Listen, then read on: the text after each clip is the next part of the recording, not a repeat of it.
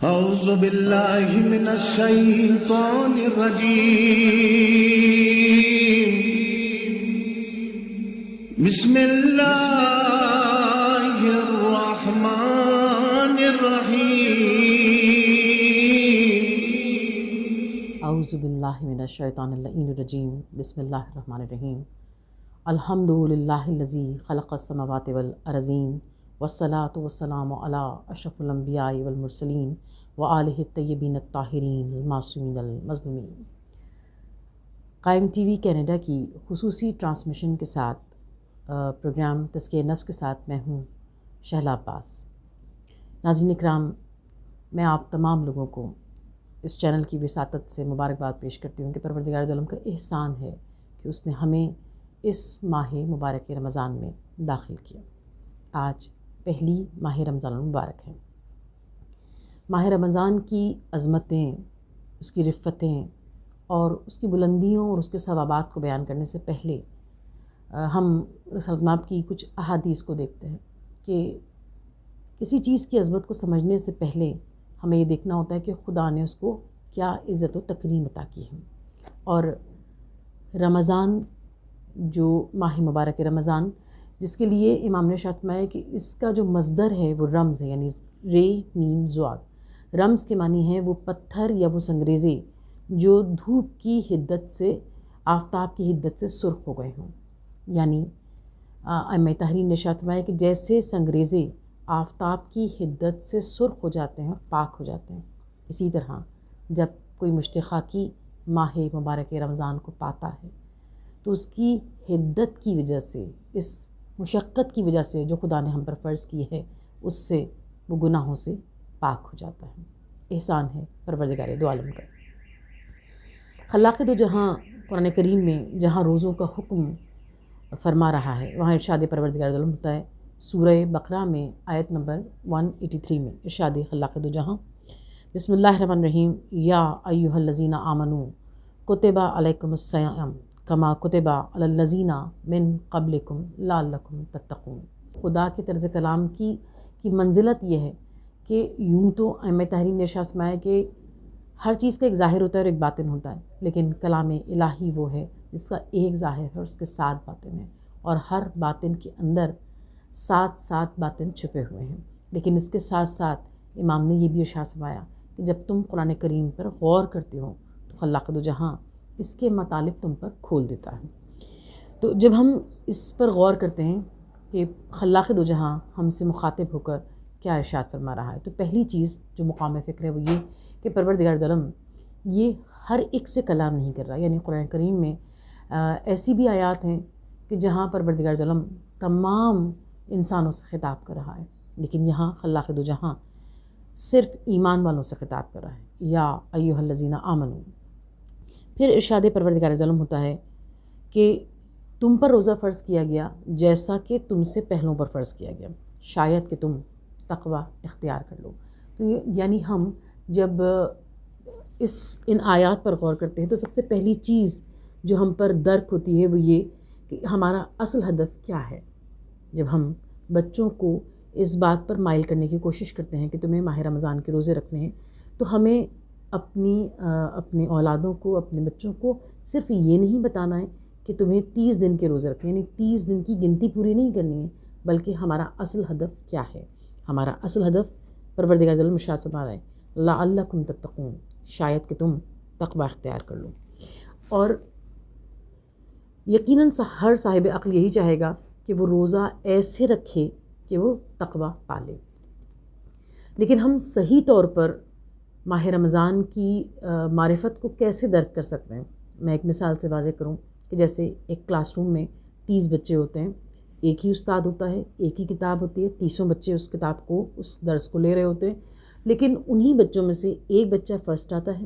کچھ بچے ٹاپ 5 میں آتے ہیں، کچھ بچے ٹاپ 10 میں آتے ہیں، کچھ ایوریج کہلاتے ہیں، کچھ بلو ایوریج کہلاتے ہیں، کچھ فیل ہو جاتے ہیں۔ تو اگر ہم اس مثال پر غور کریں تو ہماری سمجھ میں آئے گا کہ یہ بھی ہو سکتا ہے کہ کوئی خدا نخواستہ روزے رکھے لیکن وہ کامیاب نہ ہو، جیسا کہ مولا کائنات نے ارشاد کیا کہ کتنے ہی نمازی ایسے ہیں، کتنے ہی عبادت گزار ایسے ہیں جن کا حصہ عبادت میں سوائے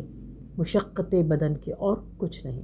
اور کتنے ہی روزے دار ایسے ہیں جن کا حصہ سوائے بھوک اور پیاس کے کچھ نہیں. تو جب انسان، ہر صاحب عقل یہی چاہے گا کہ اگر وہ خدا کی راہ میں بھوکا اور پیاسا رہتا ہے تو پھر وہ اس مقام کو پالے، وہ اس اصل ہدف کو پالے. گنتی کو پورا کرنا یہ اصل ہدف نہیں ہے. اصل ہدف یہ ہے کہ ہم تقویٰ کو پالیں. اور تقویٰ کیا ہے؟ تقویٰ جس کے لیے پروردگار نے ارشاد فرمایا انا اکرمکم عند اللہ اتقاکم، بے شک تم میں خدا کی بارگاہ میں سب سے بلند وہی ہے جو صاحب تقویٰ ہے. متقی ہونا اتنی عظیم منزل ہے کہ مولا کائنات ارشاد فرماتے ہیں کہ تقویٰ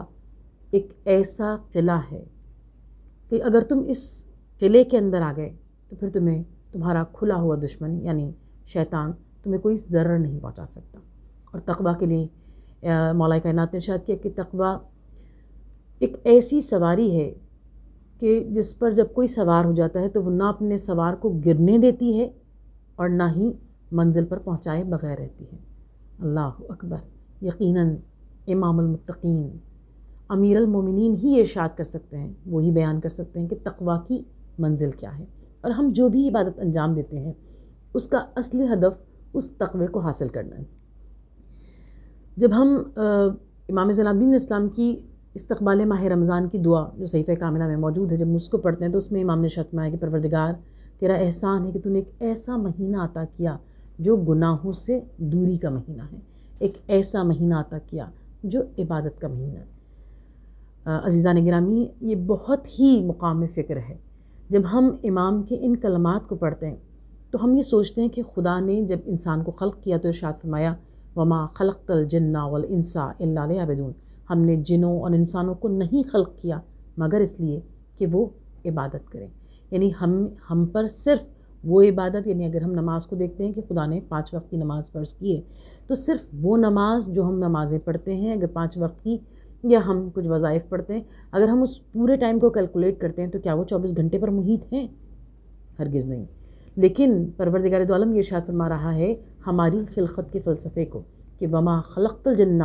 والانس الا لیعبدون، ہم نے جنوں اور انسانوں کو نہیں خلق کیا مگر اس لیے کہ وہ عبادت کریں. یعنی اگر انسان چاہے تو وہ اپنی زندگی کا ہر لمحہ عین عبادت بنا سکتا ہے. اور اس فلسفے کے ساتھ ساتھ امام کا یہ ارشاد کہ پروردگار تیرا احسان ہے کہ تو نے ایک ایسا مہینہ عطا کیا، یہ اشارہ کر رہا ہے کہ سارے دنوں میں ان دنوں کا مرتبہ کتنا بلند ہے. جیسا کہ رسول خدا صلی اللہ علیہ وسلم نے ارشاد فرمایا کہ اس مہینے میں سانس لینا بھی عبادت میں شمار ہوتا ہے، اس مہینے میں سانس لینا تسبیح میں شمار ہوتا ہے، اس مہینے میں تمہارا سونا عبادت میں شمار ہوتا ہے، اس مہینے میں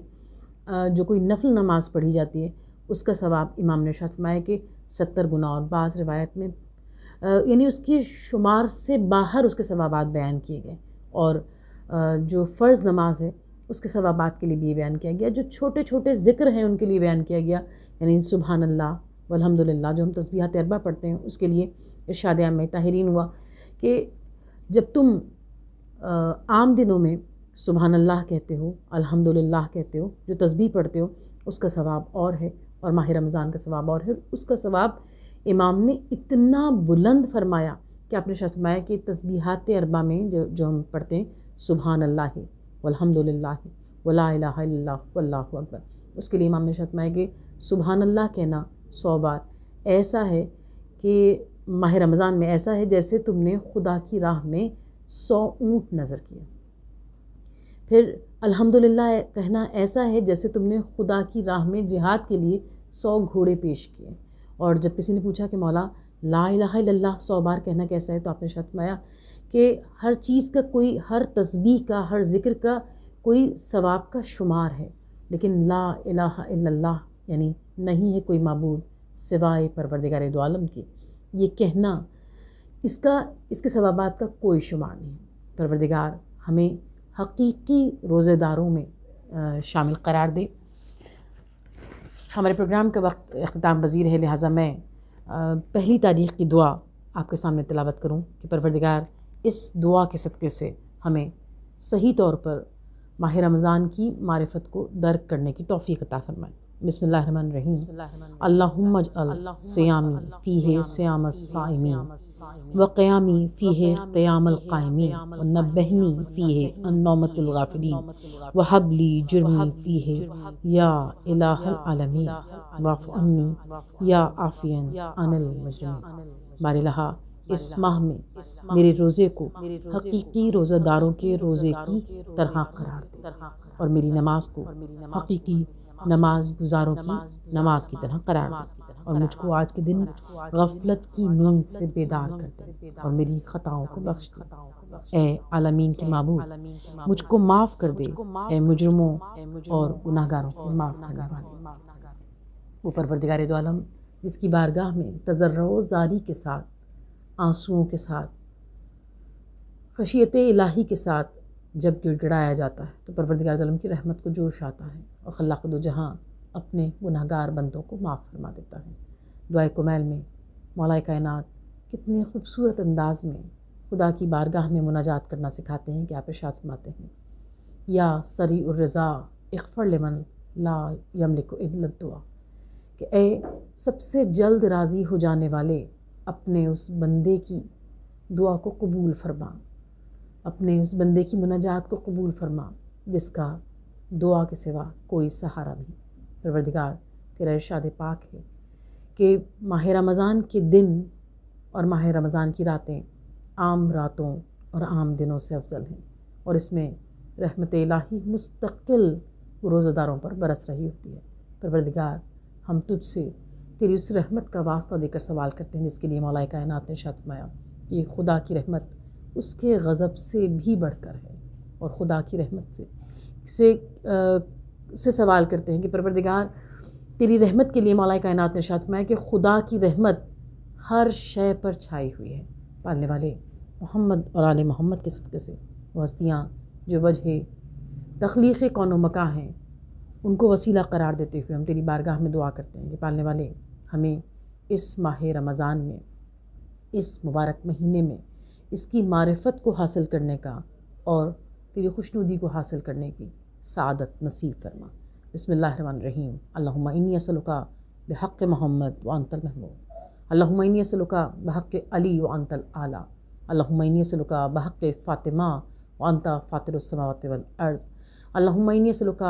بحق حسن وانت المحسن، اللہم انی اسألک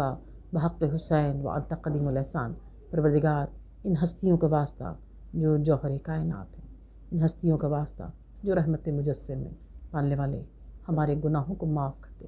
ہمارے روزے کو قبول فرما، اور پروردگار ہمیں اپنا فضل عطا کر دے، اور پروردگار ہماری سب سے بڑی دعا کہ ہمارے وقت کے امام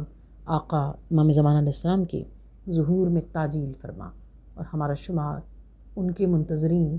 اور ان کے ناصرین میں فرما۔ ربنا تقبل منا انکا انت السمیع العلیم۔ اعوذ باللہ من الشیطان الرجیم، بسم اللہ